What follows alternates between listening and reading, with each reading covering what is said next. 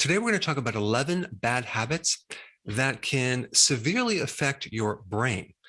And most of these are going to be quite surprising. In fact, the last one I'm going to talk about is extremely interesting. Bad habit number one, chronic exposure to bad news.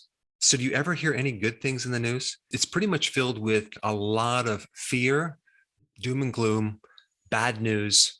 It's all going to end. You need to go in your house, go underneath your bed and hide because our environment is extremely dangerous to be in. Well, what do you think that does for your health? Well, it drops your emotional state, okay? If you're at one time happy and kind of upbeat, now you're kind of grumpy, you're kind of in anxiety mode, and you might even be in depression. And there's some interesting data that talks about your state of being can affect the structure and the physiology of your body. You actually lose neurons. Your brain actually atrophies. So you might want to control the exposure to bad news. And it also could be people giving you bad news too. We all know a certain personality that tends to not just give us bad news, but turn good news into bad news. Number two, toxic personalities. We have all been into these relationships which basically lower our emotional state, which would actually affect the physiology of our brains. So sometimes it's good to get a long list of all the people that you're associated with and isolate those who are a bit toxic and just put them to the side. You want people that bring you up. You want people that support you. Number three, you are spending way too much time inside your house or a building. It's not very healthy to be inside all the time. It's extremely therapeutic to be outside in the fresh air. And the sun doesn't just necessarily give you vitamin D, which is essential for brain health. It gives you infrared. Now, what is infrared? It's a type of spectral energy that can actually penetrate your body by actually 2 inches. It can actually even go through your skull. And this infrared can stimulate melatonin. The type of melatonin that's a little bit different than the melatonin that's running through your pituitary. It's a type of melatonin that's in all of your cells that acts as an antioxidant that is even more powerful than glutathione. It's the most powerful antioxidant that protects you against so many things, including stress. So inside we have fluorescent lights, poor ventilation, we have a lack of sun, and we also have an alteration of the light and dark cycles. The majority of the population would greatly benefit by taking vitamin D before bed, especially if they have problems sleeping, especially if they are inside way too much and can't get outside. So vitamin D is really important for brain health. All right, number four, being on a low-fat, low-cholesterol diet. Now, how does that affect the brain? Well, did you realize that 60% of your brain is fat? Here we have this organ that only makes up 2% of your weight, yet utilizes 20% of all of your energy, and 60% of it is fat. In fact, the brain is the fattiest organ of all your organs. You need this fat to make myelin to help the conductivity of the neurons. The information that goes through your nerve cells travel at a speed of 268 miles per hour. It's incredibly fast. And things that lower our fats or cholesterol, like a low-fat diet or statin drugs, can greatly put us at risk for dementia and a lowered emotional state, whether it's anxiety or even depression. And one really important point is it takes cholesterol to make bile salts, which actually help you absorb vitamin A, D, E, and K. So without those fat-soluble vitamins, as well as the other nutrient omega-3 fatty acid, your brain can greatly suffer. All right, number five, the bad habit of being on a high-grain diet. The recommendation pretty much given by all the medical experts. You must consume at least 60% of your diet in the form of whole grains. Well, there's a problem with whole grains, okay? First of all, it's not as nutritious as you might think. It's very high in omega-6. In the book, Grain Brain, there's a lot of new information talking about how grains affect our brains.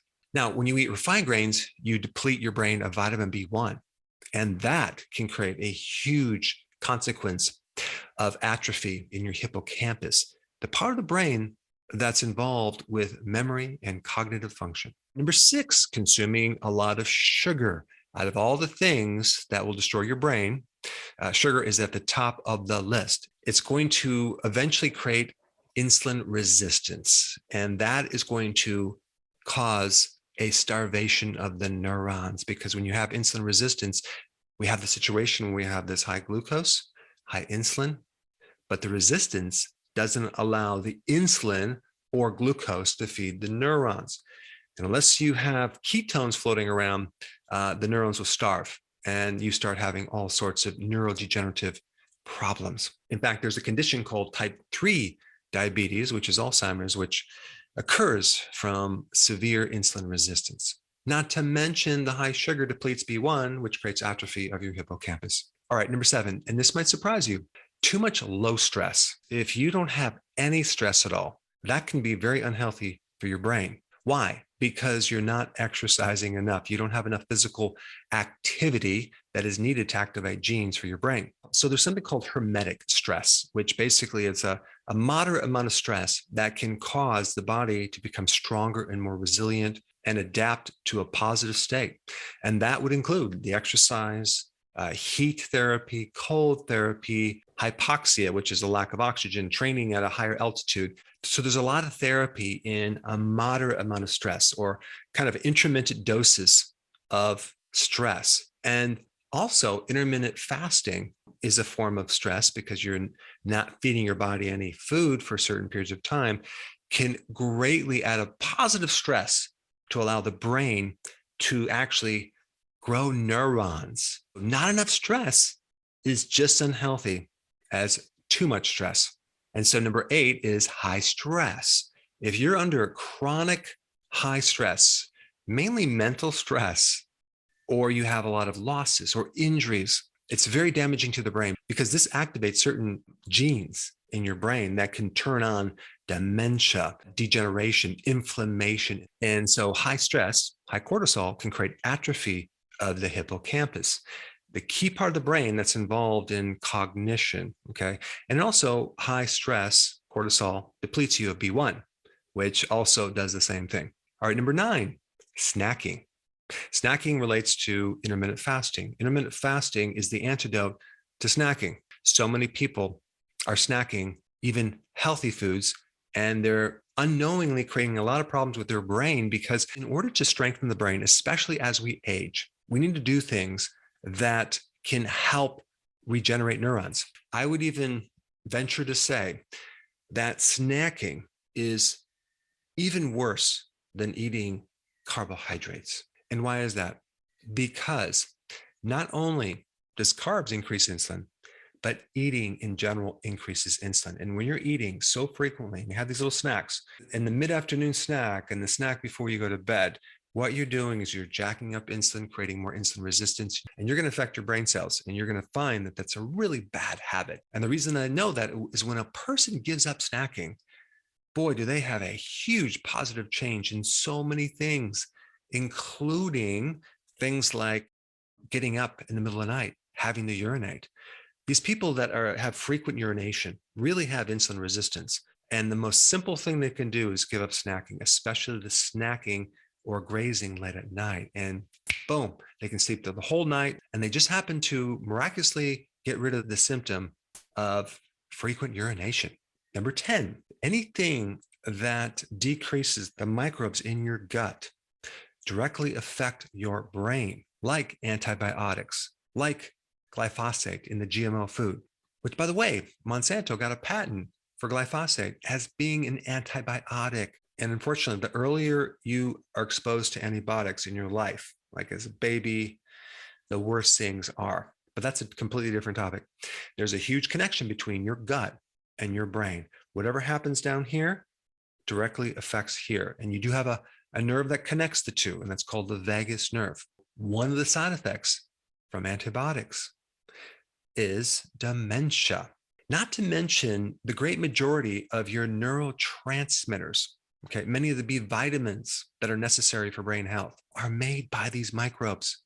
And number 11, and this is what you've been waiting for, consuming grain-fed animal products versus the grass-fed, grass-finished animal products. Now you're saying, wait a second, where did you get that, Dr. Berg? Well, there's some very interesting data that I want to share with you. I just participated in a very interesting beef nutrient density study where we send off our beef from my farm and they analyzed the beef and they compared it to many farms across the country. And what this was a study comparing the grass-fed beef to the grain-fed beef as far as factors that can contribute to your health and factors that can contribute to disease. Okay. So I want to show you this. Check this out. In this first slide, you'll see total phytochemicals. These are phytonutrients. These are plant-based chemicals, okay, that are in beef. And it just so happens that the beef that I sent in just dominated most other, even grass-fed samples, which is quite remarkable. And I'm going to share why I think that is in a minute. So stay tuned. This is going to be interesting. You can see the grain-fed is very low on the phytonutrients, okay? So in general, phytonutrients are antioxidants. They have all sorts of amazing properties. They're anti-inflammatory, anti-cancer, et cetera, et cetera. Here's another slide that shows the fatty acid ratio, the omega-6 to omega-3 ratios, okay? And on average, grass-fed beef would produce a 3-to-1. That means there's 3 times as much omega-6 to omega-3. And the grain-fed beef on average is an 8-to-1. That's 8 times the omega-6 fatty acid to omega-3 fatty acid. Well, it just so happens that the beef that I sent in there had a 1.5 omega-6 to 1 omega-3. And it just so happens that grain-fed meats are high in omega-6. And so that would increase the risk of inflammation. And by the way, salmon, which is high in omega-3, has a 1-to-1 ratio of omega-6 to omega-3. And I want to show you a couple other slides that are very interesting in relationship to what they found in the study with our cattle. Look at vitamin B3, just incredible amounts compared to the grass-fed as well as the grain-fed. Wow, interesting. Now I want to show you 2 other graphs, which are very, very interesting. In this next graph, you'll see that this value with Dr. Berg's beef is very low, okay? And that is because this identifies advanced glycation end products. This is something that's very, very negative. This is something that contributes to chronic disease of your brain, of the heart. This is what you see in diabetes. So what does this mean? It means that if you are consuming animal products that are higher in advanced glycation end products, this could contribute to a worsening of your health. And the last slide is homocysteine. Now, homocysteine is another biomarker for heart disease risk. Check out how low homocysteine is in the sample that I provided, as well as grass-fed, then compare that to grain-fed. Interesting. So this is just another reason why you should consume grass-fed, grass-finished. Another name for that would be 100% grass-fed. This is all about the ratios. You see, we're trying to get more omega-3 fatty acids into our brain, especially because out of all the fats, 20% is in the form of omega-3, DHA, and especially the gray matter. And so when you have a high ratio of omega-6, it's competing for the omega-3. So even though you might be consuming like cod liver oil or omega-3 fatty acids in your diet, if your omega-6 is too high, it's not going to go in well. And so this is why it's so important to really beef up, no pun intended, the omega-3 fatty acids. And this could potentially lower inflammation in your brain and greatly support your brain health. Now, here's the question that you might be wondering right now. Why are there so many phytonutrients in the beef that we have compared to the typical grass-fed? And that is this. The pastures that I raise my cows on have a much lower ratio of grass. They have a much higher ratio of weeds. That's right. And diversity of weeds. I have many different types of weeds, and I have a smaller amount of grass as compared to a typical pasture with cattle. You're going to have more grasses. And so if you think about it, the more biodiversity that these cows get to feed on, the more different types of weeds and plants that have their own microbiome, the more diversified microbiome they're going to have in their guts. And a lot of these phytochemicals and vitamins are made by the microbiome. And so my theory, and I'm going to do some studies on this to find out for sure, it's the diversity of different plants that really created this profile right here, which could relate to humans. If you were to have a salad and you had the same iceberg lettuce every single day, that probably wouldn't be good. You might want to try to increase the range of types of plants in your diet, whether in your salad or on your plate.